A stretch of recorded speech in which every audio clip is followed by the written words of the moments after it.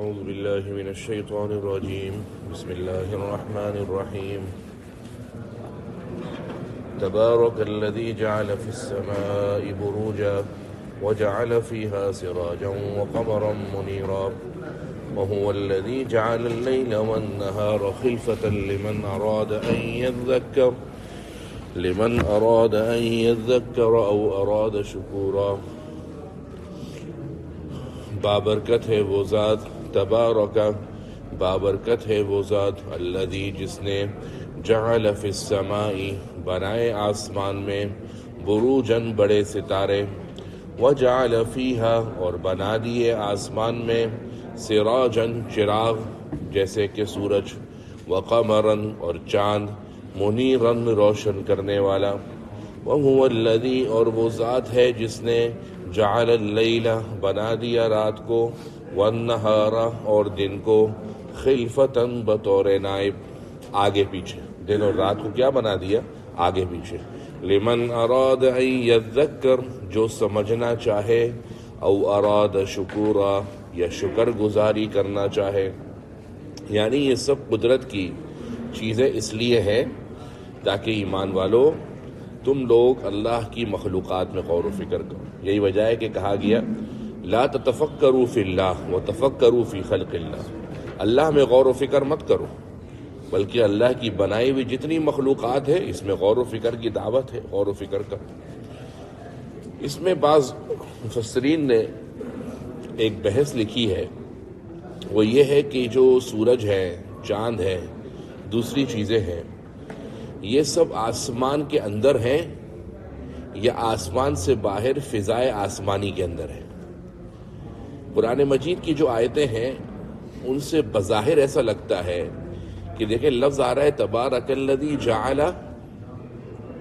فی السماء یہ لفظ فی دلالت کرتا ہے ظرفیت کے اوپر یعنی کسی چیز کے اندر فی الاناء برتن میں دودھ برتن میں ہے تو دودھ برتن میں ہے کا مطلب کیا ہے کہ برتن کے اندر دودھ ہے تو جب قرآن کہہ رہا ہے فی السماء بروجا آسمان میں بنائے تو آسمان میں کا مطلب ایسا لگ رہا ہے بظاہر کہ یہ آسمان کے اندر سورج ہے اور آسمان کے اندر چاند ہے ہمارے سائنسدان اس معاملے کے اندر الگ الگ ابحاث کرتے رہے یہ بھی کہتے ہیں کہ بھئی یہ سب چیزیں آسمان کے اندر نہیں ہیں یہ سب چیزیں آسمان سے باہر ہیں اور ہم چونکہ بالکل نیچے کی طرف پستی کی طرف ہے اور یہ چیزیں اوپر کی طرف ہیں اور آسمان بھی اوپر کی طرف ہے اس سے بظاہر ایسا لگتا ہے لیکن در حقیقت سورج زمین سے کافی گنا بڑا ہے جب آسمان اور زمین سے اتنا گنا بڑا ہے تو سورج تو اس کے اندر سمو ہی نہیں سکتا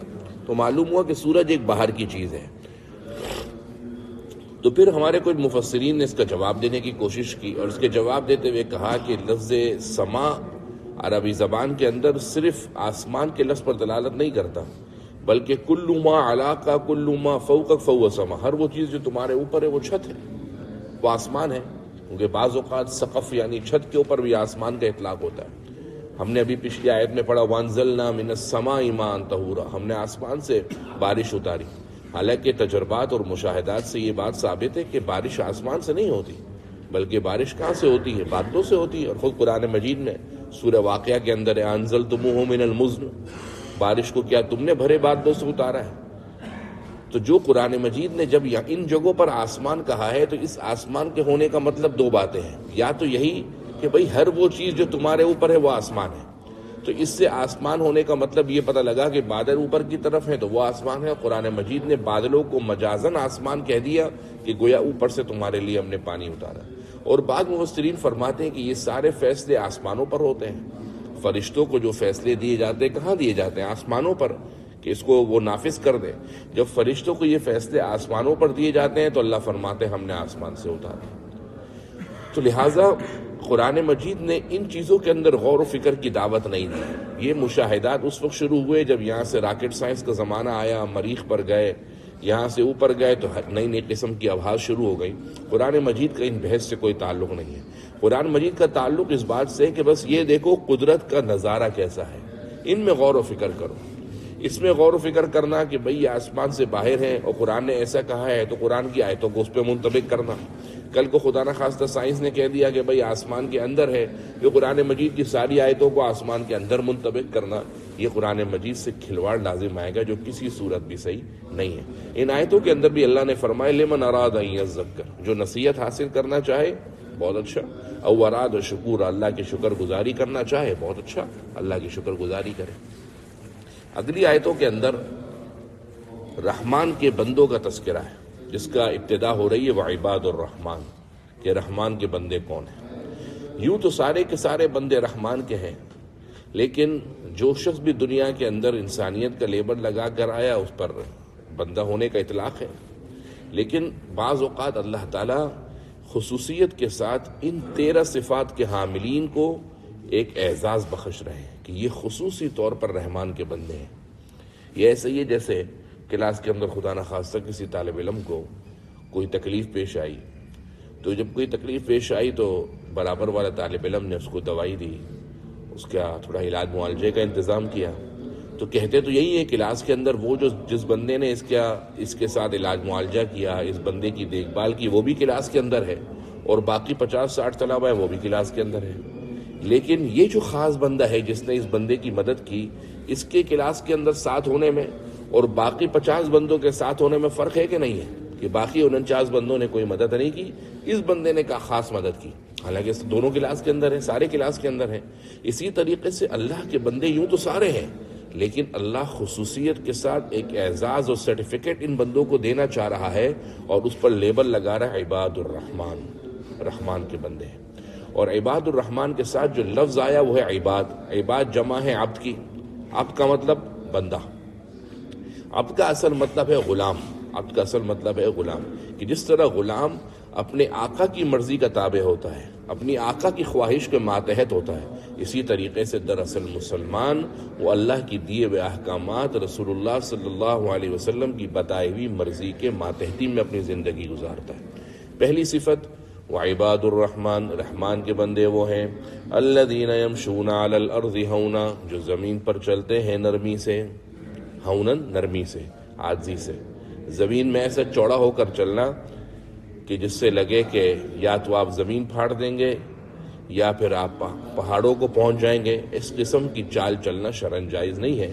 15ویں پارے میں جو وَقَضَىٰ رَبُّكَ أَلَّا تَعْبُدُوا کے اندر قرآن مجید نے کہا تھا کہ وَلَا تَمْشِ فِي الْأَرْضِ مَرَحًا، زمین کے اندر خرامہ مٹک کر مت چلو، وجہ یہ بتائی تھی کہ تمہارا اس قسم کے تکبر سے چلنا إِنَّكَ لَن تَخْرِقَ الْأَرْضَ، تم زمین کو نہیں پھاڑ سکتے، وَلَن تَبْلُغَ الْجِبَالَ طُولًا، تم پہاڑوں کی بلندی کو پہنچ نہیں سکتے۔ تو جب تم تکبر کر کے کچھ حاصل نہیں کر سکتے تو ایسے تکبر کرنے کا مقصد کیا ہے؟ ہونن کہتے ہیں عاجزی سے، یعنی جب مسلمان چلتا ہے تو اس کے اعضاء سے عاجزی دکھتی ہے، لیکن عاجزی الگ چیز ہے اور بیماری الگ چیز ہے۔ انسان ہٹا کٹا ہو اور خام میں اتنا آہستہ چلے کہ لگے کہ مریض ہے، اس قسم کی چال چلنے سے منع کیا۔ حضرت عمر رضی اللہ عنہ نے ایک شخص کو دیکھا جو انتہائی آہستہ چل رہا ہے، تو کہا تم مریض ہو؟ اس نے کہا مریض نہیں ہوں، صحت مند ہوں۔ آپ نے اپنا درہ اٹھایا اور بولا آئندہ کے لیے قوت سے چلو، کہ تمہاری چال چلن سے قوت دکھے، خام کے اندر بیماری کیوں دکھا رہے ہو؟ جب بیمار ہو نہیں تو دکھا کیوں رہے ہو؟ اسی طریقے سے ایسی چال چلنا، ہر وہ چال جو تکبر پر دلالت کرے۔ دیکھیں تکبر کا تعلق ہے دل سے، یاد رکھیں۔ دنیا کا آسان ترین الزام دوسرے پر لگانا ہے کہ آپ کے اندر تکبر بہت ہے۔ کچھ علامتیں ضرور ہیں تکبر کی، لیکن آج کل کسی کو اگر واٹس ایپ پر آپ میسج کا جواب نہیں تو وہ بھی کہہ دیتا ہے کہ یار آپ متکبر آدمی، مطلب واٹس ایپ پر کسی کو جواب نہ دینا متکبر ہونے کی علامت ہے۔ بلکہ بعض اوقات تو کہہ رہے تھے آپ آن لائن تھے پھر بھی جواب نہیں دے رہے تھے، یعنی وہ سامنے والا یہ سمجھتا ہے کہ آن لائن آپ دنیا کے اندر خالی ایک آدمی کے لیے آدمی ہو، کہ بس اپنا دنیا و مافیا پورا اس کو سپرد کر دیں، اور آپ آن لائن تھے آپ پھر بھی جواب نہیں دے رہے تھے، اس کا مطلب یہ ہے کہ بھائی آپ متکبر ہیں۔ یہ کچھ لوگوں کی ایسی علامت ہے، لیکن در حقیقت ہر وہ چال چلن، ہر وہ رہن سہن، ہر وہ وضاقتہ جو تکبر کے اوپر دلالت کرے وہ بالرحمان کے بندے ہونے کے سرٹیفکیٹ سے محروم ہو جائے گا۔ لہٰذا اپنی چال چلن، اپنی وضاقتہ، اپنی رہن سہن کے اندر عاجزی اپنائیں۔ اور تکبر کا تعلق اللہ کے ہاں دل سے ہے، کہ دل کے اندر کیا ہے۔ بعض اوقات غریب آدمی بھی تکبر کرتا ہے، اور میں آپ کو عجیب تجربے کی بات بتاؤں، غریب آدمی میں تکبر بعض اوقات زیادہ ہوتا ہے، غریب آدمی میں تکبر بعض اوقات زیادہ ہوتا ہے، کیونکہ وہ بات کو زیادہ محسوس کر جاتا ہے. امیر آدمی کے پاس مصروفیات ہوتی ہیں، دوسرے طور طریقے ہوتے ہیں، وہ کہتے ہیں رفع دفع کرو، آج ہے کل نہیں، چھوڑو. غریب آدمی جس کے پاس کچھ نہیں ہے وہ سمجھتا ہے کہ میرا کل سرمایہ یہی تھا، آپ نے وقتی طور پر مجھ سے چھین لیا، تو پھر اس سے آپ معافی مانگو، معاف بھی نہیں کرتا. کتنے ہی تجربات آپ کو بتاتا ہوں کہ امیر آدمی غریب کے پاس گئے، بولا بھائی انسان ہے، غلطی ہو گئی، معاف کر دو، وہ معاف کرنے کو تیار نہیں. امیر آدمی اس کے پاس جا رہا ہے لیکن اس کو معاف کرنے کا تیار ہی نہیں. تو تکبر کا تعلق پیسے سے یا وضاقتہ سے نہیں، ادھر سے. اگر دل کے اندر خیر ہے اور صلاح اور خیر کا عنصر دلوں کے اندر غالب ہے تو پھر غریب آدمی بھی، امیر آدمی بھی تقوی والا ہو سکتا ہے اور عاجزی والا ہو سکتا ہے. اور اگر دل کی دنیا صاف نہیں ہے تو پھر غریب آدمی بھی متکبر ہو سکتا ہے. تو زمین پہ چلتے ہیں نرمی سے یعنی عاجزی سے. آپ صلی اللہ علیہ وسلم جب چلتے تھے تو شمائل نبویہ کے اندر احادیث ہے کأنما الارض تطوی علیہ، گویا زمین آپ کے لیے سمیٹ دی جاتی تھی، یعنی ہلکی تیز رفتاری سے چلا کرتے تھے. اور شمائلی کی حدیث ہے کأنما تنحدر، کہ گویا آپ ایسے چل رہے ہیں گویا پستی کی طرف اتر رہے. اس قسم کی آپ کی چال چلن تھی. وعباد الرحمن الذین یمشون علی الارض، جو چلتے ہیں زمین پر ہونا نرمی سے. واذا خاطبهم الجاہلون، جب جاہل ان سے مخاطب ہوتے ہیں، جب جاہل ان سے مخاطب ہوتے ہیں، قالوا، تو وہ کہتے ہیں سلامن، سلامتی والی بات.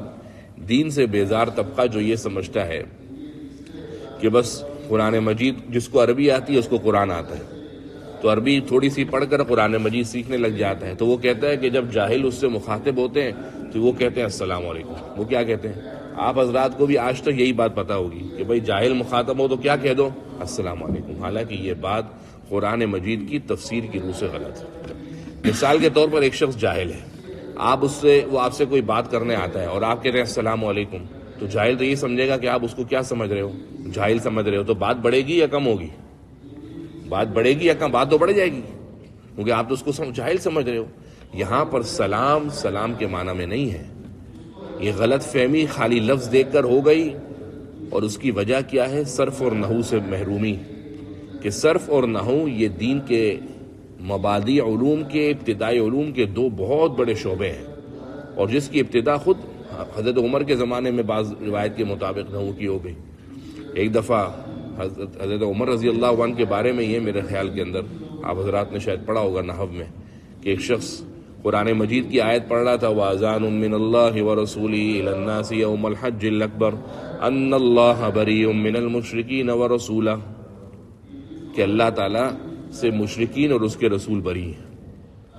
وَرَسُولُهُ ہے، یہ فاعل ہے، اور اس نے رسولو کو پڑھ دیا مفعول کا صیغہ بنا کر. رسول عجم تھا، وہ سمجھ رہا تھا اعراب ہے، خالی پیش کی جگہ اوپر پڑھ دیا تو کیا ہوگا، حالانکہ پورا ترجمہ ہی پلٹ گیا. ترجمہ ہے کہ اللہ مشرکین سے، اللہ اور اس کے رسول مشرکین سے بری ہیں، اور اس کے جو اعراب پڑھا اس کے ترجمہ بن گیا کہ مشرکین اللہ اور اس کے رسول سے بری ہیں. کفر لازم آ گیا.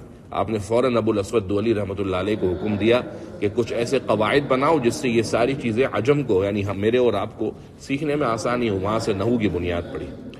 تو قرطبی نے بھی نحاس سے نقل کیا ہے کہ یہاں پر لفظ سلام تسلیم سے مشتق نہیں ہے، بلکہ سلام تسلم سے مشتق ہے، یعنی وہ سلامتی والی بات کہتے ہیں.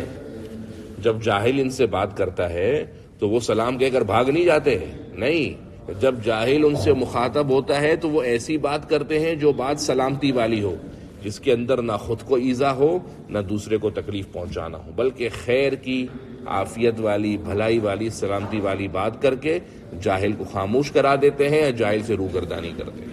یہ مطلب سلام کرنے کا ہرگز نہیں ہے جو ہمیں اور آپ عموماً سمجھتے ہیں، ہمارا ایک جاہل طبقہ سمجھتا ہے کہ جاہل جب آپ سے بات کرے تو اس کو کہو السلام علیکم. یہ اس آیت کی روح سے بات سمجھنا غلط ہے.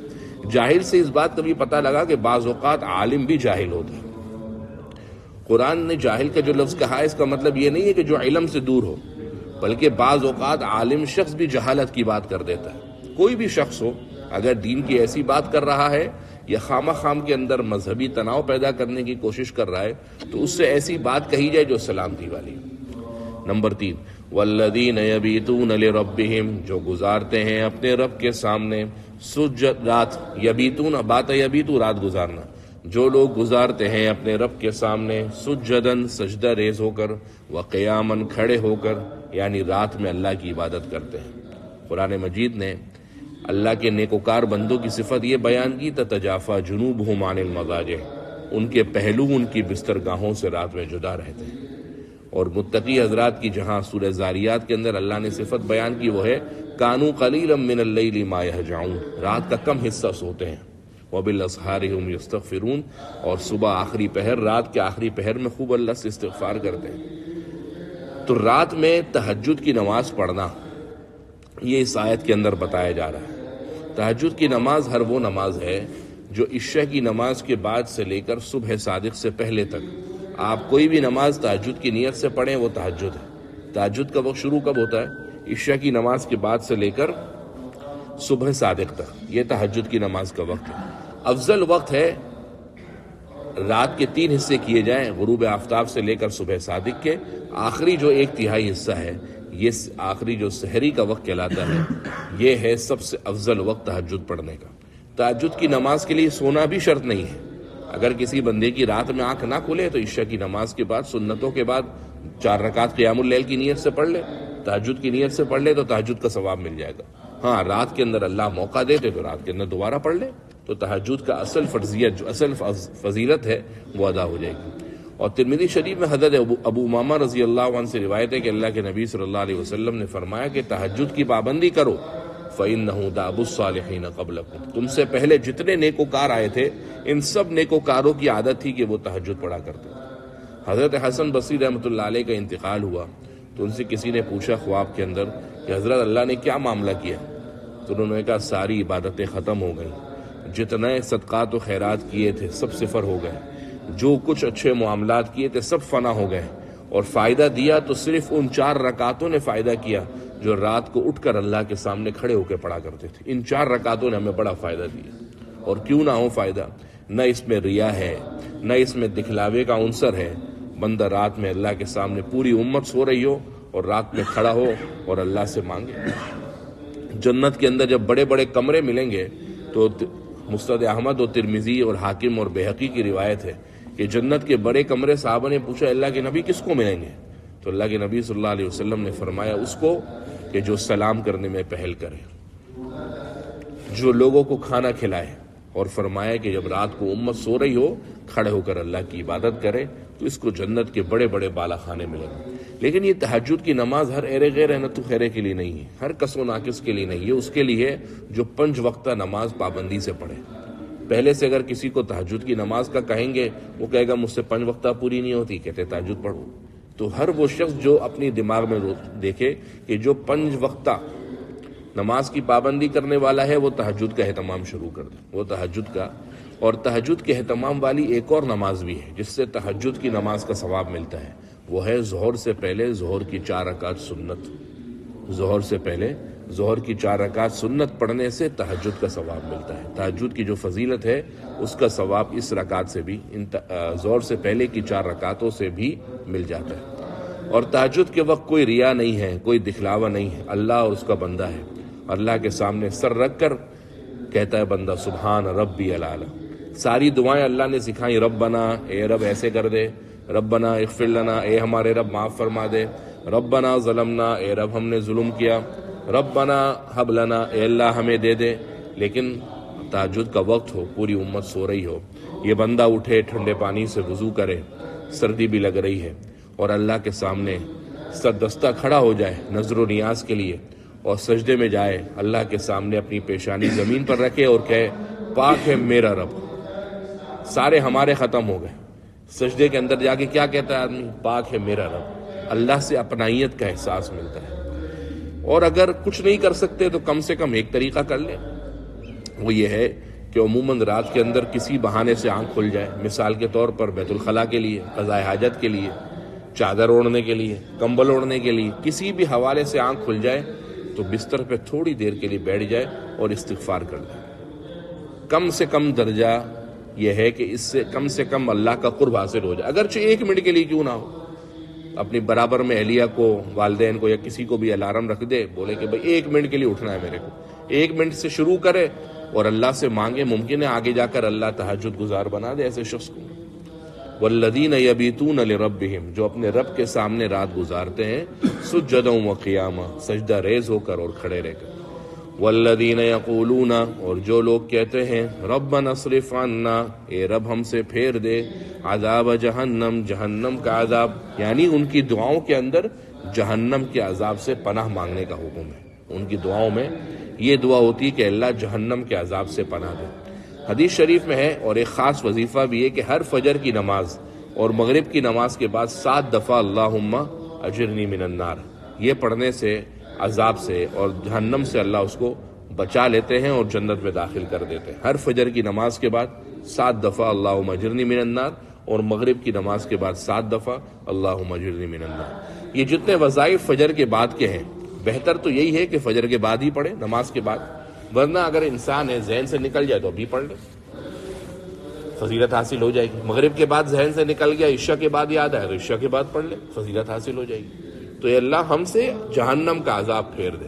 اور ساتھ ہی فرمایا ان عذابها کان غراما، جہنم کا عذاب بڑی تباہی والا ہے، جہنم کا عذاب بڑی تباہی اور سختی والا ہے. انہا ساءت مستقرا ومقاما، وہ جہنم بڑی بری ٹھہرنے کی جگہ ہے اور رہنے کی، مستقرن ٹھہرنے کی جگہ، وہ مقامن اور رہنے کی جگہ. یہ جہنم کیا ہے؟ بری ٹھہرنے کی جگہ اور رہنے کی جگہ ہے.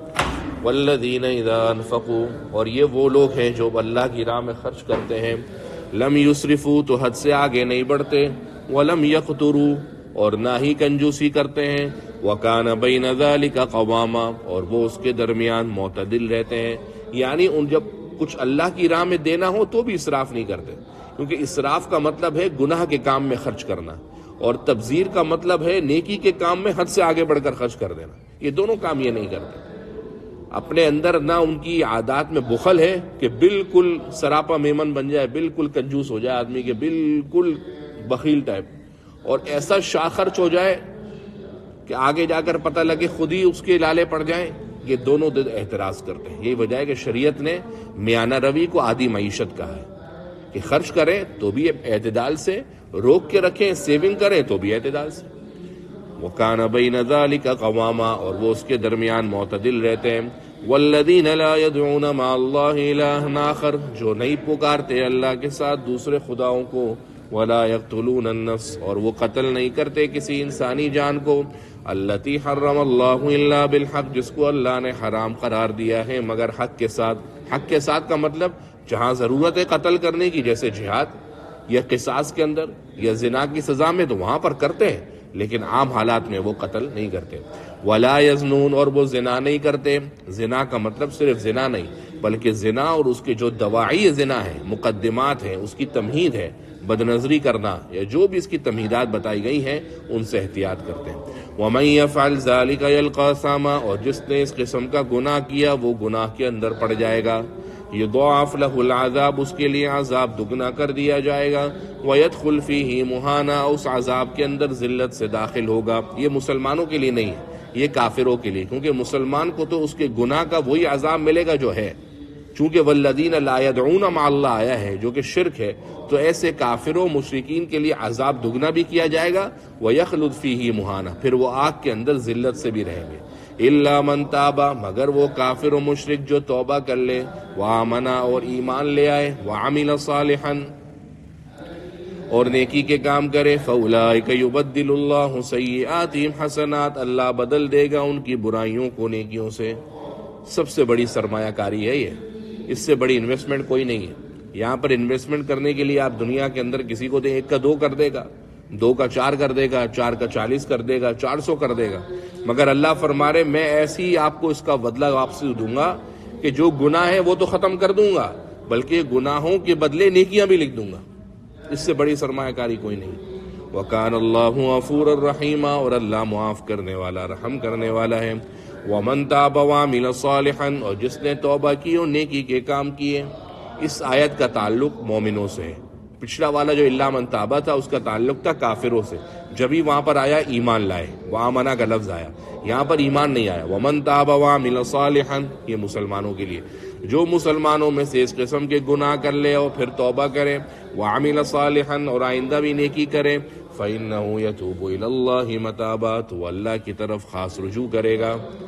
والذین، اور یہ وہ لوگ ہیں لا یشہدون الزور، جو جھوٹ بات میں حاضر نہیں ہوتے. اس کا ایک مطلب تو یہ کہ جھوٹی گواہی نہیں دیتے، عدالتوں کے اندر ہی نہیں بلکہ نجی مجلسوں میں. یار یاد ہے میں نے ایسا کیا تھا کہ نہیں کیا تھا، وہ جھوٹ بول رہا ہے، یہ جھوٹی گواہی. تو وہ جھوٹی گواہی نہیں دیتے. اور بعض مفسرین نے فرمایا کہ الزور یہ اس مجلس کو کہتے ہیں جو گناہوں والی مجلس ہو، کہ وہ لوگ گناہوں کی مجلس میں حاضر نہیں ہوتے. آپ کو شادی کے اندر ولیمے میں بلایا گیا، آپ کو پتہ ہے کہ وہاں پر جائیں گے تو وہاں پر مخلوط ماحول ہے، وہاں پر تصویر کشی اور ویڈیو کشی ہو رہی ہے، وہاں پر ناچ گانے ہو رہے ہیں، دلہا دلہن آتے ہیں تو بڑے ڈانس دھوم دھماکہ ہوتا ہے. آپ کو پتہ ہے گناہ کی مجلس ہے. تو اب مسلمان اور عباد الرحمان کا سرٹیفکیٹ اور اعزاز کب ملے گا؟ یہ اس وقت ملے گا جو گناہوں کی مجلس کے اندر حاضر نہیں ہوتے. والذین لا یشہدون الزور، جو گناہوں کی مجلسوں کے اندر حاضر نہیں ہوتے بلکہ گناہوں کی مجلسوں سے باز رہتے ہیں. وَإِذَا مَرُّوا بِاللَّغْوِ، اور اچانک اتفاقاً کبھی کسی گناہ کی مجلس سے گزر جائیں، ایسی مجلس سے جو لغو ہو، فضول مجلس لگی ہوئی ہے، اب وہاں پر بیٹھیں گے تو خود بھی لایانی کاموں میں پڑیں گے. تو جب ان مجلسوں سے گزرتے ہیں مروا کراما، معزز طریقے سے گزر جاتے ہیں. یعنی اس طریقے سے نہیں گزرتے کہ وہاں پر یہ سمجھیں ایسے کمینے لوگ بیٹھے ہوئے ہیں، بیکار لوگ، بے نمازی بیٹھے ہوئے ہیں، میں نہیں گزرتا. یہ تحقیر ہے، یہ تو حقارت ہے. مسجد نبوی کے جو دروازے ہیں، 24 نمبر دروازے کے پاس بڑی بڑی حرفوں کے اندر یہ حدیث لکھی ہوئی ہے کہ آدمی کے برا ہونے کے لیے اتنا کافی ہے کہ وہ اپنے مسلمان بھائی کو حقیر سمجھے، اپنے مسلمان بھائی کو حقیر سمجھے. لہذا حقارت سے نہیں بلکہ اپنے آپ کو سمیٹتے ہوئے ان مجلسوں سے بچا کر نکل جاتے. آگے والذین اذا ذکروا بآیات ربہم، اور جب ان کے سامنے تلاوت کی جائے، پڑھی جائے، یاد دلایا جائے ان کو ان کے رب کی آیتوں سے، لم یخروا علیہا، ان قرآن کی آیتوں پر نہیں گرتے، سمن بہرے ہو کر، وعمیانا، اور اندھے ہو کر. یعنی ان قرآن کی آیتوں پر اندھے بہرے ہو کر نہیں پڑھتے بلکہ سوچ سمجھتے ہیں، قرآن مجید کے اندر غور و فکر کرتے ہیں، قرآن مجید کے مفاہیم اور مراد کو تلاش کرتے ہیں. اس سے یہ مطلب نہ نکالا جائے کہ قرآن مجید کو جس شخص نے بھی چاہا کھولا اور پڑھ لیا. کہتے ہیں بھئی قرآن مجید میں تو اللہ نے کہا، اللہ نے قرآن کو آسان کر دیا ہے. یہ مولوی کہتے ہیں کہ نہیں، اس کے لیے آپ کو باقاعدہ پڑھنا پڑے گا، ایسے آپ ترجمہ کھول کے نہیں پڑھ سکتے. اچھا بھائی کہاں لکھا ہے قرآن کو اللہ نے آسان کر دیا ہے؟ وَلَقَدْ يَسَّرْنَا الْقُرْآنَ لِلذِّكْرِ. جاہلو، قرآن کے بارے میں پڑھو تو صحیح کیا ہے، وَلَقَدْ يَسَّرْنَا الْقُرْآنَ لِلذِّكْرِ، کہ ہم نے قرآن کو پڑھنے کے لیے آسان کیا ہے، سمجھنے کے لیے تھوڑی کیا ہے. سمجھنا تو قرآن مجید کو لا محالہ کسی کے سامنے بیٹھ کر یا کسی ماہر مفسر کی دینی مستند بزرگ کی تفسیر پڑھ کر ہی آپ پڑھ سکتے ہیں، ورنہ قرآن ہر کسی کے سمجھنے کا کام نہیں ہے. بڑی عالیشان عظمت والی کتاب ہے. ہاں قرآن مجید کی وہ آیتیں، نماز پڑھو، زکوٰۃ دو، یہ عام سی آیتیں. کیسے دو نماز، یہ تو اس کا تذکرہ تو خود قرآن میں بھی نہیں. زکوٰۃ کیسے دو، اس کا تذکرہ بھی نہیں. لہٰذا قرآن مجید کو صرف ترجمے سے پڑھنے میں ایک عام شخص مغالطے کا شکار ہو سکتا ہے. اس لیے علماء احتیاطاً منع کرتے ہیں. یا پھر پڑھے تو کوئی بہت عالی شان بندہ کہ جو خدا نہ خواستہ اس سے گمراہ نہ ہو جائے، ورنہ اس قرآن مجید کی خصوصیت قرآن نے خود بتائی کہ یضل بھی کثیرا ویہدی بھی کثیرا. اسی قرآن سے لوگ گمراہ بھی ہوں گے، اسی قرآن سے ہدایت یافتہ بھی ہوں گے. والذین یقولون، اور وہ لوگ جو کہتے ہیں ربنا ہب لنا من ازواجنا وذریاتنا قرۃ اعین، کہ ہمارے، وہ دعائیں ان کی کیا ہیں کہ اے ہمارے رب، ہب لنا، ہمیں دے دے، من ازواجنا، ہماری بیویوں میں سے، وذریاتنا، ہماری اولادوں میں سے، قرۃ اعین، آنکھوں کی ٹھنڈک، یعنی ہماری بیویوں کو اور ہماری اولادوں کو ہمارے لیے آنکھوں کی ٹھنڈک بنا. وجعلنا للمتقین اماما، اور ہمیں متقیوں کا پیشوا بنا، یعنی جو پرہیزگار ہیں ہمارے فیملی کے اندر، اہل خانہ میں، ہمیں ان کا بڑا بنا. اس سے مراد سرداری مانگنا نہیں ہے، پیشوائی مانگنا نہیں ہے، بلکہ اس سے مراد یہ ہے کہ ہماری اولادوں کو، ہمارے ماتحتوں کو متقی بنا. کیونکہ جب اولادیں متقی ہوں گی تو گھر کے اندر گھر کا ماحول بھی اچھا ہوگا. تو ان کی دعاؤں کے اندر ایک دعا اپنی اولاد کے لیے اور اپنی بیویوں کے لیے کیا ہے؟ آنکھوں کی ٹھنڈک کی. اولئک یجزون الغرفہ، یہ وہ لوگ ہیں جن کو بدلہ دیا جائے گا الغرفہ، جنت کے اندر بڑے کمروں کا، بما صبروا، جو انہوں نے صبر کیا. صبر کیا یعنی دین پر جمے رہے. وَيُلَقَّوْنَ فِيهَا اور وہاں پر ان کو ملیں گے تحیّةً دعائیں و سلامًا اور سلام، خالدین فیہا جس جنت میں وہ ہمیشہ رہیں گے، حسنت مستقرا و مقاما اچھی ہے ٹھہرنے کی جگہ اور رکنے کی۔ قل اے نبی آپ کہہ دیجئے ما یعبأ بکم ربی تمہارے رب کو تمہاری کوئی پرواہ نہیں، لولا دعاؤکم اگر تمہاری عبادت نہیں ہوتی۔ اور بعض مفسرین فرماتے ہیں دعا یہاں پر عبادت کے بجائے اپنی اصل دعا جو ہم اللہ سے مانگتے ہیں اس کے معنی میں ہے کہ اگر تم اللہ سے دعا کرنے والے نہ بنو تو پھر تم کو تمہارے رب کی تم کو کوئی پرواہ نہیں، اللہ سے مانگنے والے بن جاؤ تو رب تمہاری پرواہ کرے گا۔ فقد کذبتم لیکن ہوا یہ کہ تم نے جھٹلایا، فسوف یکون لزاما تو پھر عن قریب اس کا تم پر وبال پڑے گا، لزامن تمہارے لیے یہ بات وبال جان ہوگی۔